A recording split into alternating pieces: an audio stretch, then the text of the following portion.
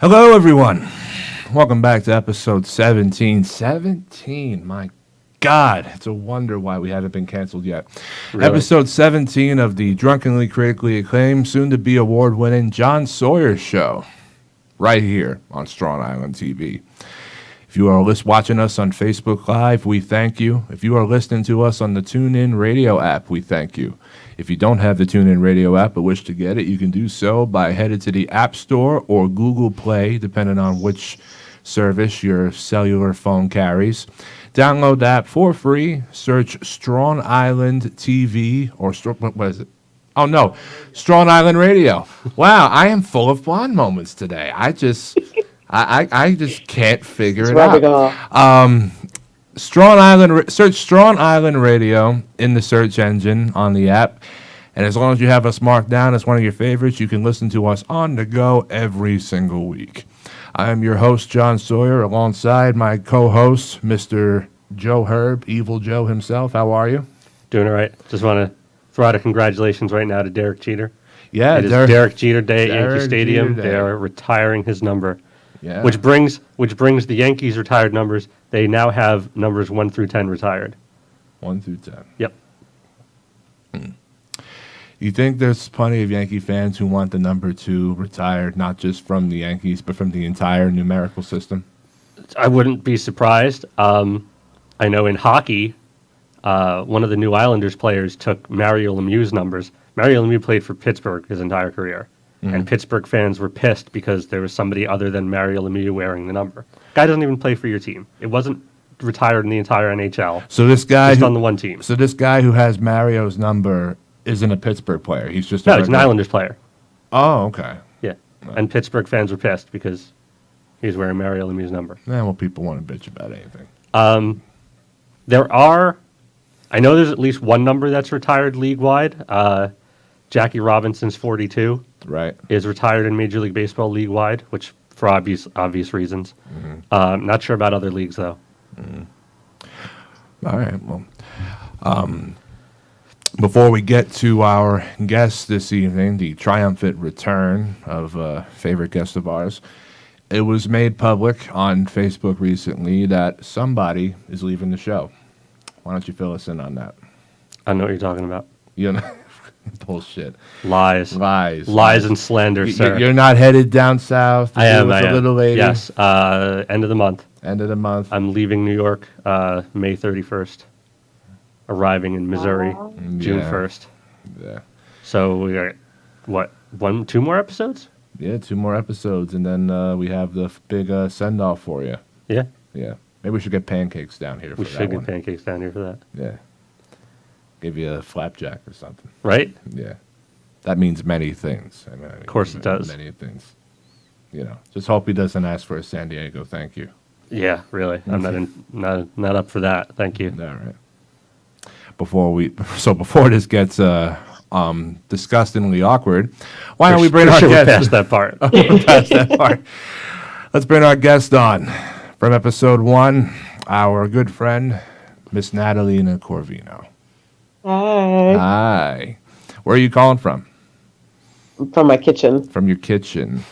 Is that Carolina or Virginia, or are you back in Jersey? Oh, Virginia. Oh, okay. Because you're everywhere, I see on Facebook. One week you're here, next week you're there, you know. This is my kitchen. This is like my hard rock Your hard kitchen. rock kitchen. I got pics all over the place. Oh, yeah, look at that. It's pretty cool. Mm-hmm. So what's been going on in your career or in your neck of the woods? Last night, we had a show in North Carolina, in Yanceyville, North Carolina, and we had Ron Simmons as our guest. And this is the second time I've met him, and I can't even express the gratitude that I have for meeting him last night. Last night I had more of an in-depth conversation with him, and he's a very, very, very awesome, very humble, very down-to-earth man. And it's kind of like one of those things where you're afraid to meet people because you're afraid of your image of them to be tarnished. Right. That didn't happen. He was so great to all of us. Now, did he actually wrestle, or what did he do in the show? He did not wrestle. He just kind of had like a guest Like a run in on appearance, and somebody. he spoke and he met all of the fans. Okay. Took pictures with everybody, signed autographs. He, for our benefit, he sat behind the curtain and watched every single solitary match that all of us had. I think it was 7 matches last night. Okay. And he critiqued or gave his opinion on every single solitary wrestler and match. And it was just an honor to have him there and to be so good to all of us. It was just amazing. Now I can't even explain. Now, he wasn't secluded to only saying one word, right? He I was just actually going to ask gave you that too. He advice? said more than damn, right? Yeah. No, he said more than that, but that was Okay. the at the very end when Jimmy Love won his title back. He got in the ring and he said congratulations to Jimmy and thanked everybody, and he was about ready to get out of the ring, and Jimmy Love was like, no, we ain't done with you yet. And he gave him back the microphone, and everybody just starts cheering. I forgot to put the video up. Everybody just starts cheering, and he just looks around, and the whole big just damn came out. The whole place just went up, and it was just like everybody waited for that moment, and it was just great. It was just an overall wonderful feeling last night. It was just the whole euphoria thing kicked in. It was great. The best Ron Simmons damn moment I remember seeing had to have been one of the Royal Rumbles. I think in like 2007, 2008. Kelly was one of the girls picking the numbers, for the guys. Oh, yeah. She reaches in like this, like poker crank machine or something like that, and she pulls these, like balls with the numbers in. She goes, "These are the biggest balls I ever felt." And right away, the camera pulls back, and there's Ron standing there like, damn! It like pans over, and he's just standing there watching, yeah. So, what you got coming up, booking-wise? Next week I have in Virginia where we're having Shane Douglas. Cool. I've met him one time before, several years ago. This is before I was wrestling. I just met him as being kind of part of the show, Right. and I'm really, really nervous about that as well. I was nervous last night for having Ron Simmons watch our match, and after that, I'm taking Memorial Day weekend off. I'm actually going to go up to Maryland to visit my godson, who's turning 3 that weekend, and then I'm visiting my parents in the Poconos that Monday and Tuesday, because I only see them about once a year at this point because of my schedule. So I get to kind of knock 2 trips out in one shot.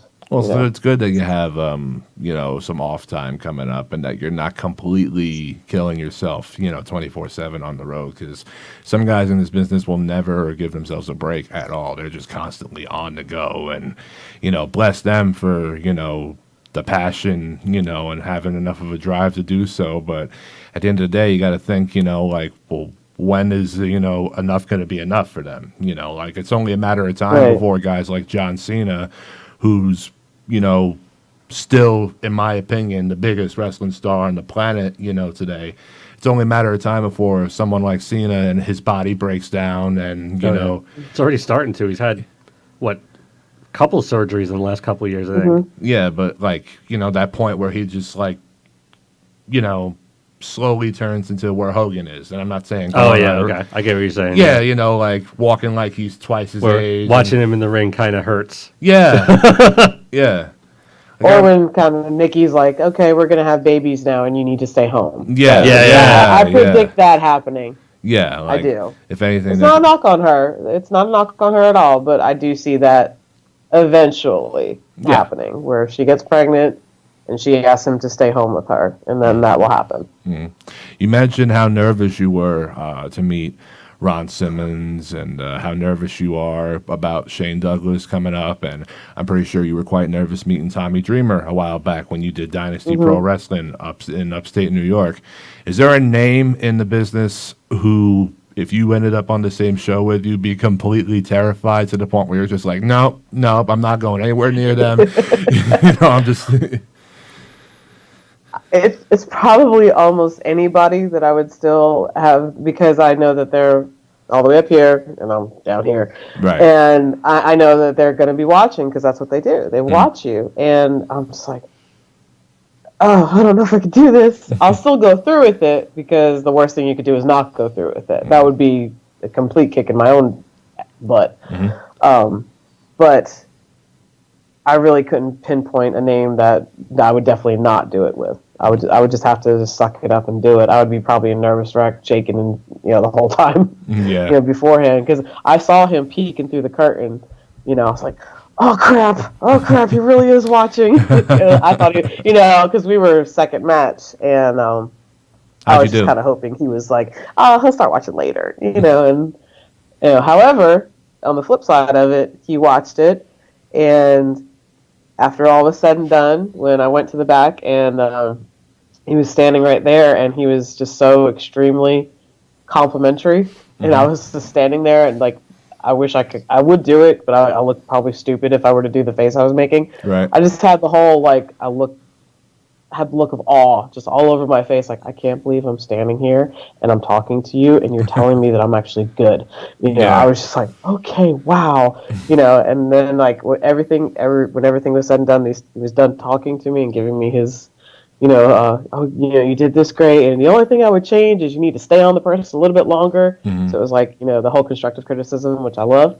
After it was done, I like went over in the corner. I like, oh my god, it's just like I wanted to cry because I was just like, I can't believe that he just watched my match and he actually complimented it, and I'm happy about this. So it was great. I feel like the correct answer to that question is always New Jack. I know it would be for me. Oh, you will be starstruck meeting New Jack? It's more like scared and terrified to go near him. I think would be the right way to put it. Well, I'm short and adorable, so I can go up to anybody and at least just play that in my favor because I you got that going for you. To him. And I heard Ron Simmons likes white women, so you're in luck. When he hugs me, hugs me like for the picture. And Exactly. He was taking pictures of all the guys, and then I was like, "Can I get mine now?" And he's like, "He just hugged me." I was like, "Yeah." And I didn't make him do that. He did that because he wanted to. Yeah, I remember being at the big event in Queens, this big wrestling convention that happens like twice a year, once in March, once in November. In fact, there's one coming up, I think, on November 14th at LaGuardia Plaza Hotel. But I was there just, hanging out with some people I know, and a bunch of names were there, like the Nasty Boys, Greg the Hammer Valentine, who else? The guy who's notoriously known for slapping that reporter who said wrestling. Dave Schultz. Yeah, he was there. Okay. Mick Foley and his daughter were there. Ryback was there. And I remember seeing Scott Hall and Kevin Nash there. And, they're big dudes, like in person.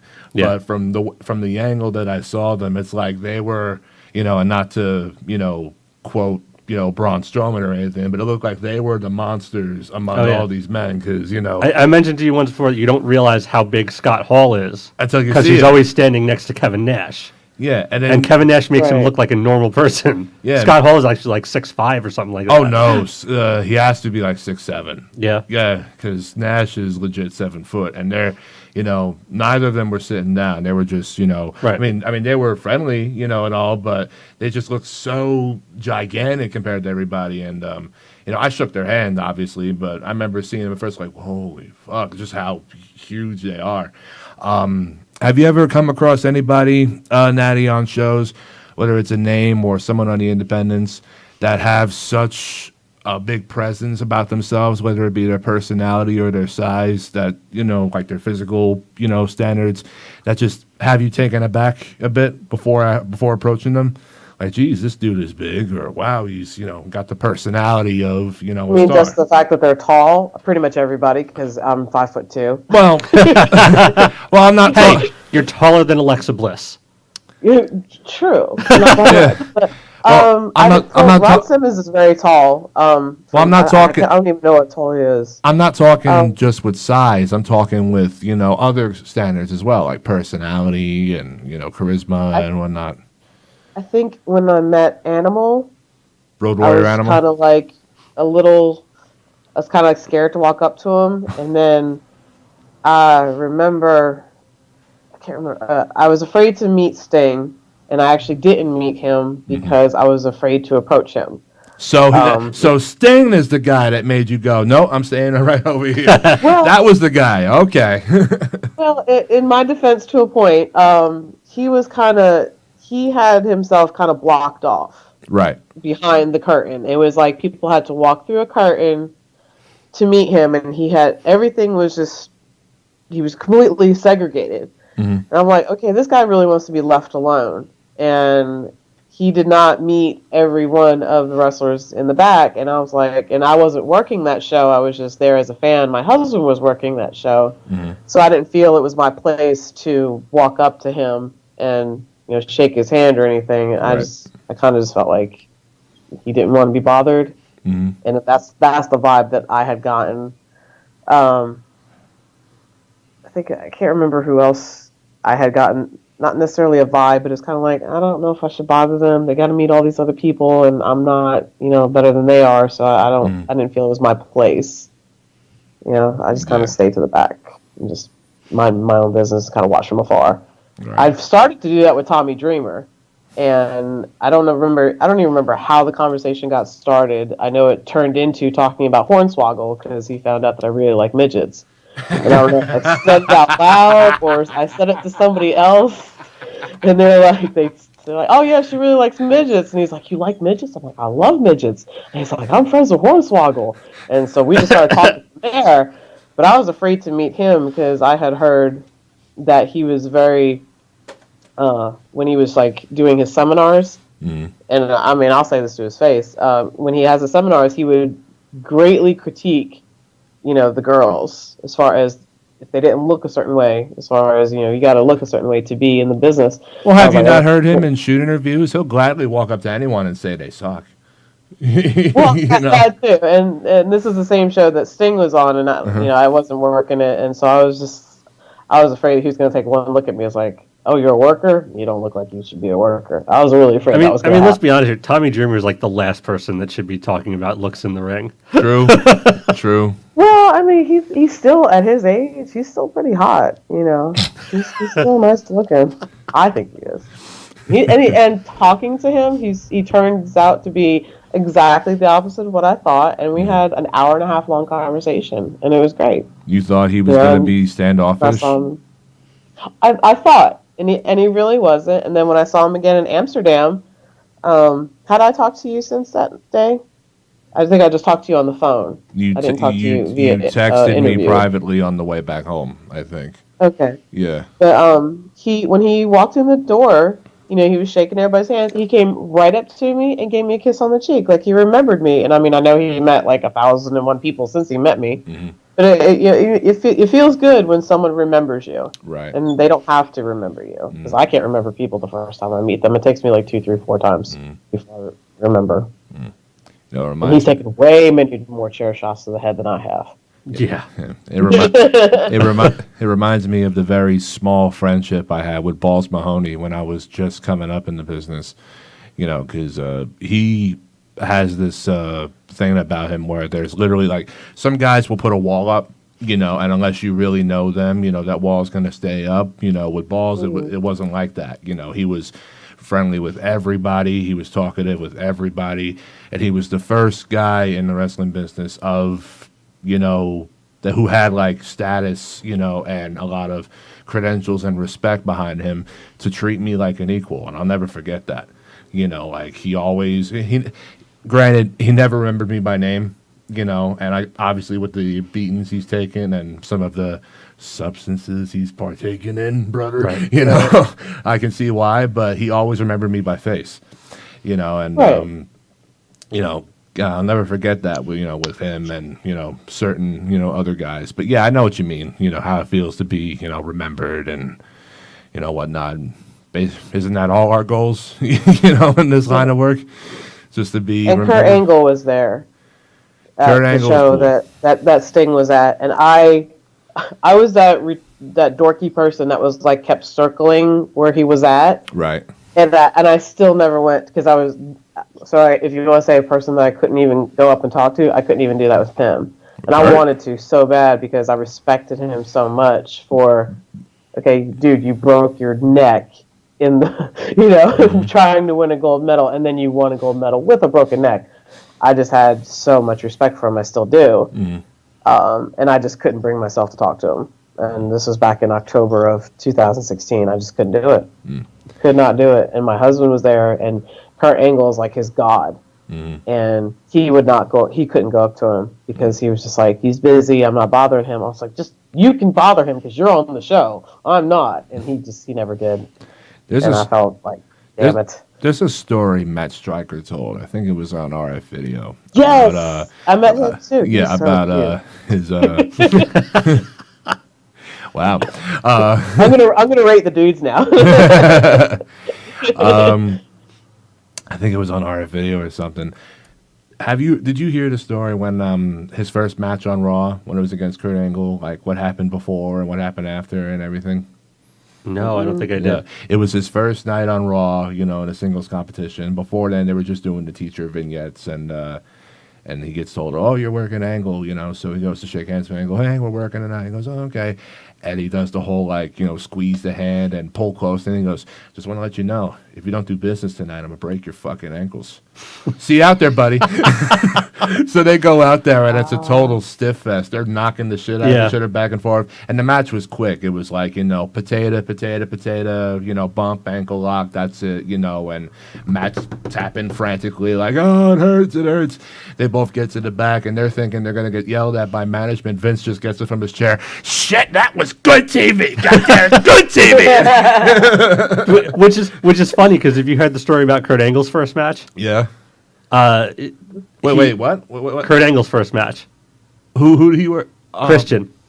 Oh, tell me this. It's on the WWE Network. They did a Table for Three with Edge, Christian, and Kurt Angle. They brought Kurt Angle in. He'd been going through whatever school they put him in for like 4 months or so.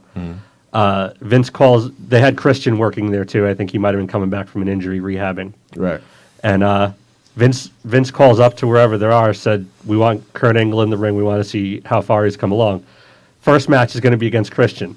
Before the match, he's sitting in the back, totally nervous. He's like sweating his balls off from nerves and everything. Christian comes up to him, and Christian's been in a couple of years at this point. Christian comes up to him, is like, "Hey, you ready for the match tonight?" And Kurt's like, "No, man, I don't know if I can do this." And Christian's like, "No, it'll be fine. I'll just we'll go out there, calm down. I'll talk you through everything." And Colonel's like, "You're gonna talk to me? No, don't talk to me. That's only gonna make it worse." He's like, "No, we'll go out there. Maybe I'll tell you a couple jokes." Like, "No, don't tell me any jokes. Don't make me laugh out there."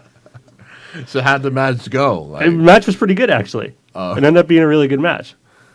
So Kurt Angle's nerves were, for no reason. I thought you were implying that there was going to be some big incident in the ring because Christian. No, it was just Kurt Angle being so nervous before the match, and then he's doing that to Stryker. Yeah, I think it's like a tradition thing, to make the guy look feel nervous as hell. Yeah, not like he Can I tell soaked you a his funny ass up story or about anything. Matt Stryker? Sure. Okay, so Matt Stryker was at the same show with Tommy Dreamer, Sting, and Kurt Angle. And now, I admit, I don't watch wrestling as far as, I didn't watch, years ago, and I didn't know, what Matt Stryker had been on, or what he had done recently. And so all I know is this really nice-looking guy, and he's standing over in the corner. And then Michael Spencer, who is one of the indie guys, he's standing there. And then Maddie Max, another indie worker, she comes in, and then she sees Michael, and she does the whole girly, "Oh my God, Michael!" and just hugs him, runs up to him and jumps on him. So Matt Stryker, I don't know, he just randomly picks my husband, and he runs up to my husband, he's like, "Oh my God!" and he just jumps on him, wraps his legs around him, and hugs him. And I'm like, okay, who's this guy? So I didn't know what was going on. So Matt Stryker just completely fangirled on your husband. Yes, he did, and he was just mimicking what just literally Maddie Max and Michael did their thing, and then he just jumped on my husband, and so then anytime that my husband was anywhere near his Matt Striker's presence, he would run up to him and just hug him, doing the girly thing. And I was laughing all night because I just thought it was hysterical. And that's what got me and him talking. And it was just hysterical. I mean, he was just cool as anything. And I was like, he didn't have to act that way, and he didn't have to, be. And now you talking to anybody, and he was just like Tommy, just talking, didn't care, and now very nice. And now you do the same thing with him. Don't lie.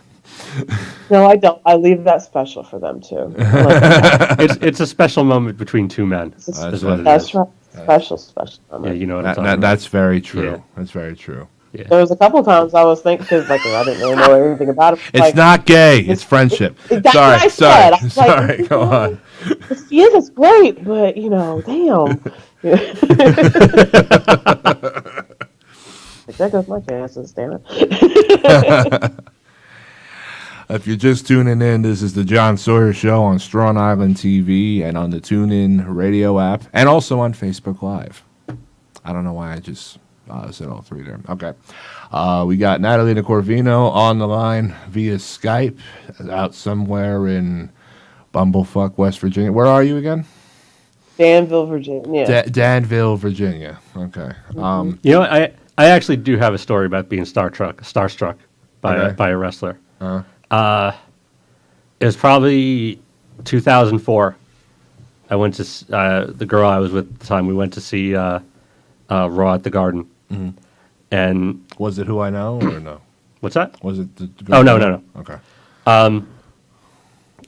We went out back because there's a rear entrance where the guys come out after the show, and we were waiting around to see wrestlers come out and everything. Mm-hmm. And we're waiting out there for a couple hours. We saw some people come out. Dudley Boyce came out with bits of table and signed it for some of the fans, which was pretty cool. But at that point, people had started dispersing. There wasn't anyone else coming out.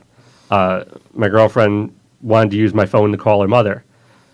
So while she's on the phone with her mother, we're kind of standing on the corner a little ways away from the Garden. And I'm just kind of looking around, nothing to do. Mm-hmm. And I look back at the building. Sergeant Slaughter comes walking out. And Josef von Schmidt's buddy. Yeah, exactly. Continue. And I'm like trying to get my girlfriend's attention. I'm like, hey, turn around. She's like, what? I'm like, will you look over there? And like Sergeant Slaughter is walking directly towards us because I guess we were like standing right next to his cab that he was waiting for. Mm-hmm. And it was just like, there's this WWE legend from my childhood walking right towards me. And I'm just like, Did he talk to you? No, he just got in his cab and left. All right. He had like a briefcase with him and everything. So, I remember when I met John Cena. Well, I met Batista and Cena, not at the same time. It was probably within like a 3-month, either 3 month or within a year, apart. I met Batista first, and I was completely surprised at how much of a serious demeanor this guy has in person. Batista? Batista, yeah. During autograph signings, he never smiles. He's really? He's always just so quiet, and he'll talk if he wants to talk. But I was even when the girls were around him, a bunch of bikini girls were like, oh my God, Steve Batista, and still no smile, just I guess that's a little surprising.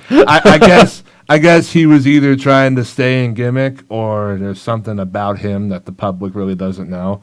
I'm not saying he came off as an asshole or anything. He just, was surprisingly, just not. Well, maybe it's a whole thing where they're afraid to smile because they're not that type of person anywhere. They get nervous. Probably being around that many people that close to them. And Batista has said in interviews, and I think in some DVDs about him, that he's a naturally shy person from growing up in DC and stuff like that. Cena was a different story. I had my mom with me when she was still alive, and she was in a wheelchair due to complications of multiple sclerosis. And the guard saw that, I was with my mom, who was in this wheelchair. I had some friends with me, too. And because of that, they let us cut the line. Mm-hmm. So we cut all the way to the front of the line. Cena sees my mom in the wheelchair, gets up and walks straight to her, like, hi, how are you? And starts striking up like a like a less than 5 minute conversation, but saying things like "Thank you for coming," and he just completely charmed the hell out of my mom. And Oh, sure. And I'm standing back like, "Wow, this is a cool dude." You know, he takes a picture with her, and then I go over to the table where he's sitting at to take a picture with him. I almost screwed it up though, because behind the table was like this wall, you know, that it was like a black wall that served as like a backdrop for the Right. pictures taken, and they were using Polaroid cameras too. So this is how far back this was, Wow. and yeah, old school. But the wall was like two pieces put together, Right. Yeah. and I accidentally bumped into the upper piece, not realizing that there was a huge crowd of girls, you know, behind the wall. So if that wall fell down and those girls realized how close to Cena they were standing, they would have lost their shit and Oh, just yeah. completely like went after him. Luckily, the guards literally within seconds had the wall back up without the girls, you know, seeing Cena there. Now I'm a young kid at the time, so I'm just completely apologetic about that. I'm like, oh my god, I'm so sorry, I'm so sorry, I'm so sorry, I'm sorry. Cena, I'm so sorry. He goes, dude, relax, man, come here. You know? We just take the picture, but yeah, that was one of those moments where it was kind of like a star, you know, Yeah. kind of thing. As of late, you know, the only starstruck moment I've had wasn't with any wrestlers. It was with my favorite musician, Corey Taylor, the lead singer of Slipknot and Stone Sour. Really? Yeah, he did a book signing in at the book review in Huntington sometime in 2015 for the release of his book, You're Making Me Hate You, which I would bring here and have displayed on the desk, only it's not my book. You know? But this guy has always been a hero to me, and when, you know, I told this when, you know, Dan Acosta was here, but, you know, when my mom was hospitalized and merely a few days away from passing away in 2015 because of the sickness she was dealing with, the only thing I had with me to, you know, keep it together was, you know, one of Corey's books. And, you know, being a lifelong fan of his music, and because of that, you know, I remember feeling just so honored to meet him, but it kind of sucked that it was only like, okay, 5 minutes and that's it, 5 minutes and Right. that's it. Otherwise, I would have pulled him aside and thanked him for everything, you know, but, yeah, you know, we all have those moments where, you know, there's that certain somebody. It doesn't even have to be a family or a friend that just does enough to make an impact, Yeah. you know, Yep. in someone else's life, which is why I'm, you know, glad I chose to take a route in the entertainment industry as I'm pretty sure Natty's just as glad for that same reason, you know, because, you know, at the end of the day, we all want to be remembered and we all want to at least, you know, have our work make a difference for somebody, you know. And, Exactly. you know, it just shows that even though we never made it to the mountaintop, you know, we still made it in, you know, some way or another. You know, it's As better long to as you affect one person. yeah, Exactly. it's better to be noticed by somebody than not noticed at all, you know. So, moving on, before we went on the air, Joe pulled up this very strange thing about a certain elementary school. I think it's in Austin, Texas. Yes. Robert E. Lee Elementary School. And this is actually a year old, but it's still absolutely hilarious. Yeah, and the fact that it's real, you know, Yeah. had me laughing. They're going Please through. tell me it's not them taking away the name of the school. Yes, Is they that what are. it is? Yes, they are. They're taking away the name of the school. And No, because let me just pause you just for a second, because there is a Robert E. Lee statue Yes. in where the hell is it? Somewhere in Virginia, Appomattox, Virginia, I think, because that's where the Last Stand actually happened. And that was where the, and they're taking it down, or wherever truce it was happened. signed, I yeah. can't remember, but they're taking down the statue because it offends people. Yeah, they've And I taken just- down Ooh. they've taken down 4 statues so far this year, I think, in the South. so Robert E. Lee. they're taking down Robert E. Lee Yeah. statues because it offends people. But listen to the name suggestion on what to change the school name to. Yeah, like I said, Well, first it starts off with Schooly McSchoolface, which isn't really that offensive. But See, this is the problem with naming anything up to the internet is you get crazy things like this. yeah, they left it up to the public on the internet to change the name. And Like I is said, what this was a year ago that this actually happened. I found out, but at the time that the story broke, the leading name was actually Donald J. Trump Elementary, which was even before the election happened. So that makes it even better. But some of the other names that came up, ticked off about that now. yeah, some of the other names that came up were Drew Brees Elementary, Bruce Lee Elementary, I'll take Bruce Lee. John Cena Elementary School. But you can't see it if it's John Cena. Elementary Exactly, School. that would be a problem. I got that. I mean, John Cena. Got that. My husband will be super proud of me right now. I hope he's listening. I mean, the John Cena School for the Blind. That would be, Oh yeah, that would be a good one. But Probably the best name. And at the time this was reported, this name had 8 votes in its favor. right. Adolf Hitler School for Friendship and Tolerance. You're kidding, right? No. 8 votes in real? favor of the Adolf Hitler School It's of for completely Friendship and real. Tolerance. I'm not kidding. That part with Adolf Hitler is actually real. Real. Yeah, Like so 100% 8 people real. voted for that. Do you think people were being serious about that? Probably Or- not. This is the internet we're talking about here. I'm just trying to figure out people's mentality, and I get.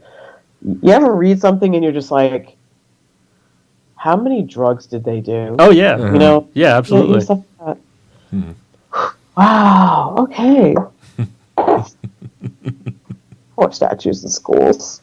I feel sorry for them. Wow.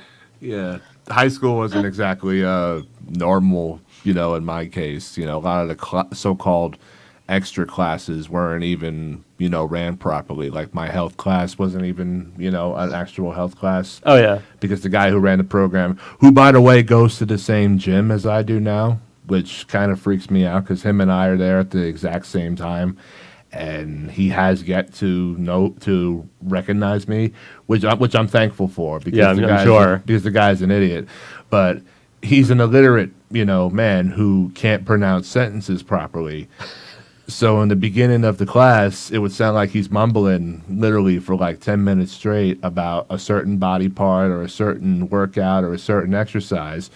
And then he would put on a video on this projector screen that had nothing to do with health and fitness.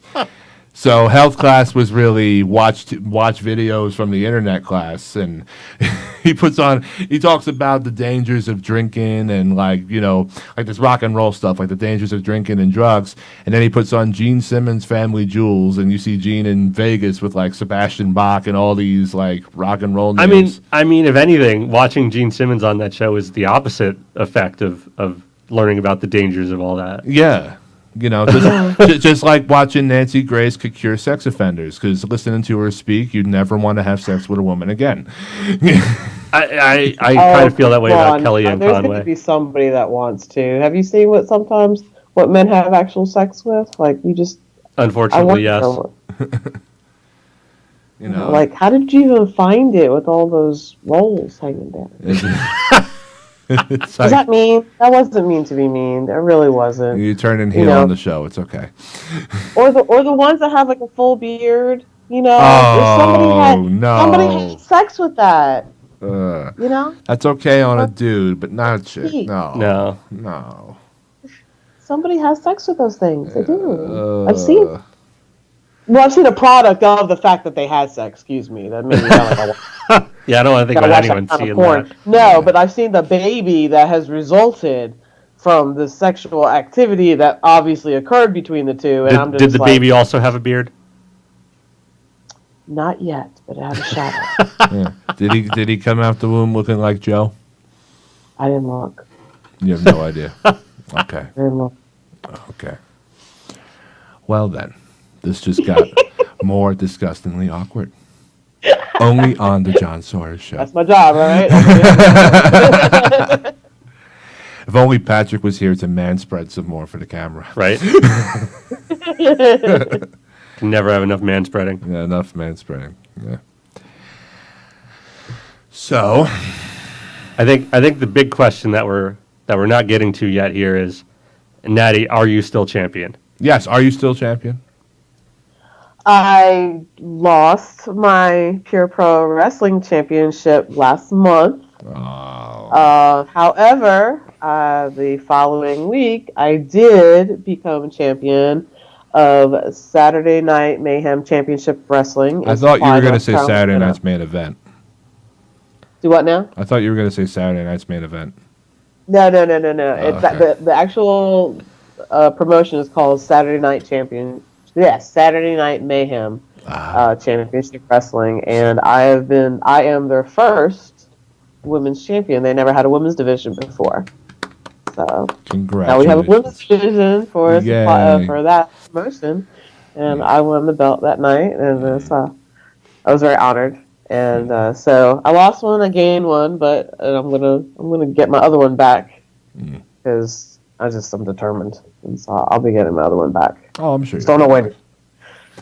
If anything, just sneak a foreign object in there, and I got beat up with one last night too. That hurt. Oh, what happened? Somebody pull some knucks on you? What did they do? There was, I don't know what it was, but it was a foreign object, and I got hit in the neck with it, Oh. and it was kind of like, and then I got trash dumped on me, and some of it actually went in my mouth. Luckily, I carry mouthwash everywhere I go, and then I got the trash can thrown on top of me, and so of course I was kind of like, beforehand they're like, oh, we're not going to do this. We're not. And I said, no, I want this. I want this to happen. Just beat the crap out of me. I don't care. I'm not a little. I could say bad words, right? Yeah, sure. Right. Okay. I was like, I am not a pussy. I am not a girl that can't be messed up, or you can't throw stuff on me or whatever. Just do whatever you want. I don't care. Mm-hmm. I'm trying to bring the women's. No, I'm not trying to bring the whole women's division back, but I'm trying to make it to Well, where if you're going to women fix don't- the whole women's division, get those skimpy broads and just slap each other out of there. Because I've been to indie shows where the women's matches were nothing but 98-pound, wannabe models, out there wearing like their underwear. Just Thanks mid 2000s WWE. Yeah, that would be the bathroom break portion. But then along came women like Natty, for instance, who made women's wrestling interesting. So. Because I want to get beaten. I want, they're like, are you okay with this? Yes, I'm okay with that this. could be misinterpreted as something bad. So, well, see, we I want to do the get whole, beaten. because you agree? well, see, so there's a joke about that too, because they start telling me, oh, we're gonna hit you with chains, and I'm like, oh, really? That's happened on several occasions. Can we do this in front of an audience? Is that allowed? And then they're like, oh, we're going to tie you up this way. Like, oh, really? We're going to chop you with a riding crop. Really? I can't control the emotion that happens on my face. So what I just did there is really what I do when they're telling me this. Is your shoot name Anastasia Steele? Huh? Is your shoot name Anastasia Steele? No, but that movie is so not what real BDSM is. I mean, they sugarcoat that shit so much, and it's like, really, please, people. I'm sure they do. Have no. It's still No, a hot I'm not movie, like a though. huge practicer of that. Don't get me I haven't wrong. I'm seen not it. like all into the crazy stuff. But, some things, yeah. But so they're like, oh, we're going to choke you. Really? Yeah, you're very happy. And then I'm supposed to have a hardcore match soon. And I was like, they told me, and I was like, oh, yay. I love kendo sticks. I love to get hit with those things. I mean, it's awesome. Those suck at some points. When I did the death match with Bobby Dream, he kept running away from me in the beginning, which is not what we planned. I guess he just got scared and decided to blow me up. Really? That piece of shit. But when I finally caught up to him, he just drilled me right between the eyes with the kendo stick, and I didn't have time to put my hands up. So I'm just like, oh. Well, that's a messed up situation. What? That was a messed up situation that he did that. Yeah, and That's horrible. You know, some sticks feel like they're gimmicked and some feel like they don't, but like at certain parts of the body, they sting like a motherfucker. So I'm just standing there like, and everybody's like, oh, he's acting, you know, yay, yay, wrestlers and their acting skills. I'm like, tell that to my brain right now. Yeah. Right, exactly. There was a couple times I got choked, and somebody said I sounded like I was enjoying it way too much. I'm like, I admit it, because I mean, there's audio somewhere, and there's times I'm getting hit with things, and they're like, "Yeah, you really need to tone down." And it wasn't the promoter saying this. This is like my husband. He goes, "You gotta stop with the sex noises. Really, you have to stop." I don't try. It's just the noise that comes out. Now the shows you do, like Pure Pro and all that, do they shoot to be family friendly, or is it one of those shows where everybody, you know, and they all demographics? We have kids, and we know that the kids are a big thing. And I mean, we don't do. Well, we definitely can't curse. That's one thing. Right. We have to watch basically the language. As far as other things. We don't do anything, how like some people, or not some people, but there's like certain shows where they'll like, girl on girl kissing is okay. We would never do that at our shows because there is kids and it's just not something that we want done. Mm-hmm. We're not going to portray ourselves as that. If we did a bar show, that'd be different. We've had like gay characters as far as they were pretending to be gay, and they've never done anything overtly sexual, but it was like implied to where a kid wouldn't understand what it was meaning, but the adults would, and it was funny. There was never like man on man kissing or anything like that. At a bar show it'd be okay, but when it's like doing it for, like at one of our regular shows, it wouldn't be allowed. But as far as like, the noises that certain people would make, well, girls would make, and it was never intentional, like, oh, we're going to do this to try to, kind of cater to the adults. It was just kind of accidental. It's just kind of happened. That was at a show, or I did a show a couple weeks ago, and I had a girl in some sort of, I think, a leg lock or something. Not a leg lock, in a hold. And it was a camel clutch. That's what I'm trying to think of what it was. And she was making the god awful noises, and I was like, "That's really sexual." Yeah, exactly. So I'm like, "You're sounding so sexual," and then she starts laughing where I can hear her, no one else can hear her, under her breath. And I was like, and later we talked about it. I was like, "Girl." One time, it's all good. I laughed at it, but it was just like, wow, that was really over the top. It was all in good fun. One time at the Ringside Pro Wrestling School when I was training under Bad Boy Rocky Shore and Louis Fabiano, I'm working a practice match with somebody. This has to have been maybe 7 months into my training.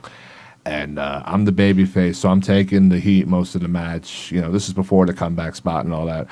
And I'm selling, like full 100% because this guy's putting like, stretch holds on me and, submissions and all that. And, I'm selling, I'm making the noises. And Rock turns to Louie in front of the rest of the students and goes, "Well, we now know how John Boy sounds in bed, huh?"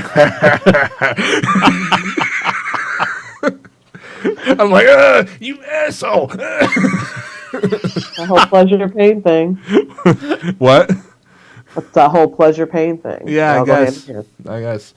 Boy, I think I learned something about you just now, John. You've been learning a lot of things past couple of weeks. I told a story on the air a couple of weeks back about the bus driver leaving me at the school when I was in high school, and I'm running after the bus, and I had my Insane Clown Posse book bag on, and Joe's staring at me like, "No." I just learned something very strange about you. I'm like, "What?" The bus goes, "No, the book bag." I'm like, "Okay." Hey, everybody loved the St. Clown Posse at one time, right? Yeah, of course. Yeah, the perfect high school face. Were you walking down the street drinking your Faygo too? Well, not down the street. Got your nice bottle of Faygo. There are people that still drink that stuff. I know. It. What's funny is that like you could never get it around here. And then, like, Insane Clown Posse got big, and, like, you would walk into FYE, and they would have, like, a wall of Faygo.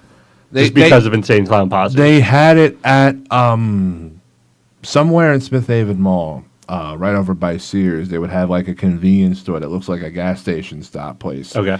And there'd be Faygo in there. So it was like bigger than an average bottle of soda, but not big enough to be like a 2-liter. Right. You know. I'm not gonna lie, I would buy like 4 every time. Of course you would. Yeah, but now I kind of got sick of that shit. Anyway, now I see it and go, oh, diabetes in a bottle. No, that's okay. Yeah, that's what it is. Yeah. Do you have the new unicorn for? Oh no! I didn't either. However, it would have went with my hair very well. It would have. Yeah. That would have been an excellent promo pic. You with the unicorn, That's what Frappuccino. Tom said. He said I needed to get one, and I needed to like win a match, and then take my promo picture with my the Starbucks. unicorn, frappe. Like, this is what got me to win because I was so jacked up on sugar. Yeah, that's pretty much all that thing is. Maybe get some royalties from Starbucks for the picture. It wouldn't work with someone like me, And the whole purpose of that drink in the first place was to start a trend on social media. That's how much social media has taken over things now. Yeah. I mean, They knew what they were doing. I mean, They're like, we're going to make this drink look ridiculous and taste terrible, but everyone's going to post it on Instagram when they buy it. Yeah. I mean, you go to Instagram now, I'm sure there's millions, of pictures.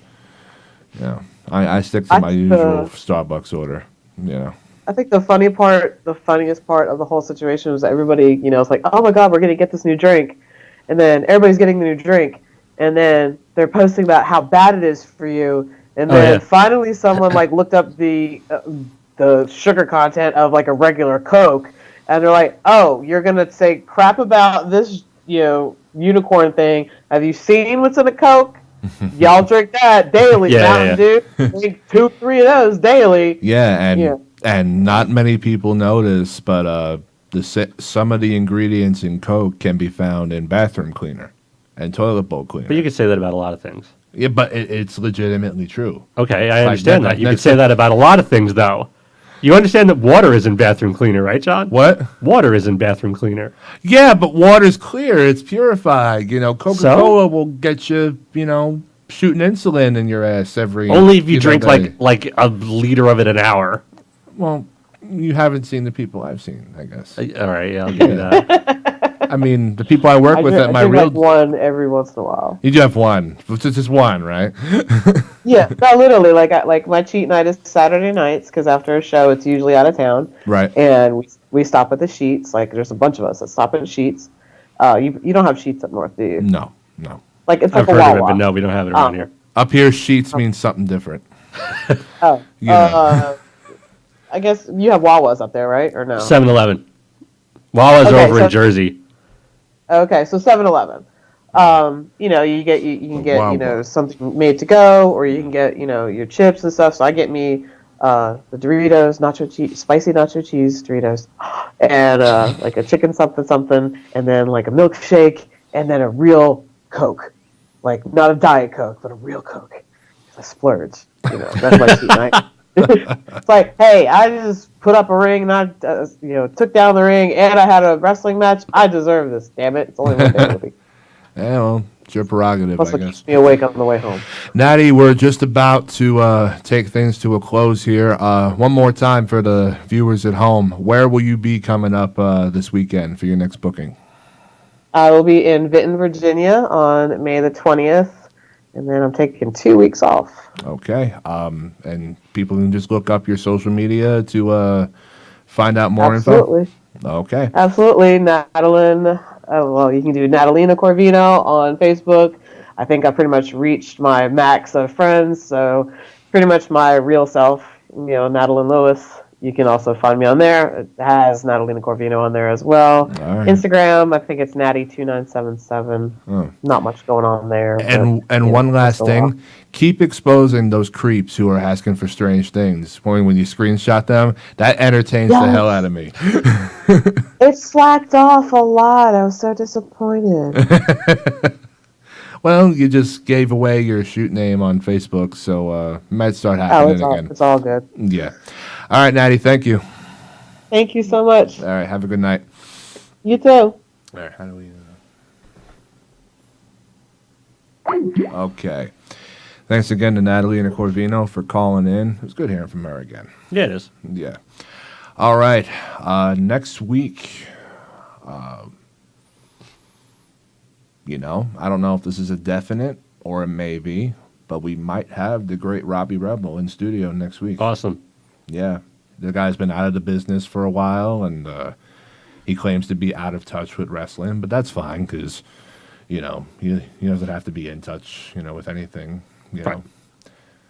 I'm just glad that he's healthy because there was a time where he was going through, some stuff, not going to say what it is, but, We'll let him talk about that if he wants. Yeah, if he wants to open up about it, it's his choice. If not, then that's totally fine. All right. Don't rush me. I'm not rushing you. We're out of time. I know. He's Evil Joe. I'm John Sawyer. You know our social medias. You know the show's social medias. You know Strong Island TV's social media. That's it for us. Stay tuned for the crap rap hip hop show coming up. And until then, Nice. we'll see you next week.